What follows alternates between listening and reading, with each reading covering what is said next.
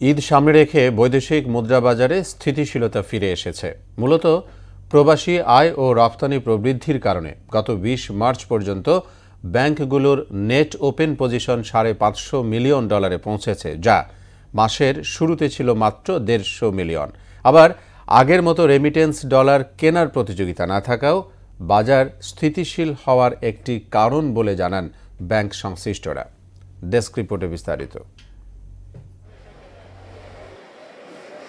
প্রবাসী আয়, যাকে বলা হয় দেশের অর্থনীতির অন্যতম প্রধান চালিকা শক্তি, এটি বৈদেশিক মুদ্রার সরবরাহ যেমন বাড়ায়, তেমনিভাবে মুদ্রাস্ফীতি নিয়ন্ত্রণ ও ব্যাংকিং খাতের স্থিতিশীলতা রক্ষায় ভূমিকা রাখে। কেন্দ্রীয় ব্যাংকের তথ্যমতে প্রবাসী আয় বাড়ায় গেল ৬ মাসে, অর্থাৎ ২৭ মার্চ পর্যন্ত বৈদেশিক মুদ্রার রিজার্ভ দাঁড়িয়েছে $২৫.৪৪ বিলিয়ন। তথ্যমতে মার্চ মাসের প্রথম ২৬ দিনে ব্যাংকিং চ্যানেলে $২৯৪ কোটি মার্কিন ডলার রেমিটেন্স এসেছে, যা গত বছরের একই সময়ের তুলনায় ৮২% বেশি। মাস শেষে এই অঙ্ক $৩০০ কোটি ছাড়িয়ে যাবে, যা হবে দেশের ইতিহাসে এক মাসে সর্বোচ্চ রেমিটেন্স প্রবাহ।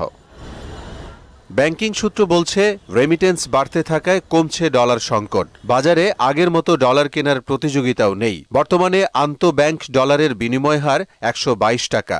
ঈদ ঘিরে নগদ টাকার চাহিদা থাকলেও ব্যাংকে নেই তারল্য ঘাটতি।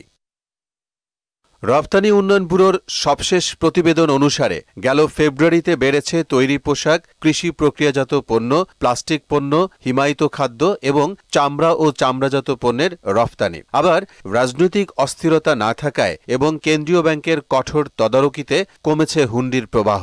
সব মিলিয়ে ব্যাংকিং চ্যানেলে রেমিটেন্স বেড়ে যাওয়ায় চাঙ্গা হয়েছে বৈদেশিক মুদ্রা বাজার। মোহাম্মদ ওয়ালিউল্লাহ, মোহনা সংবাদ।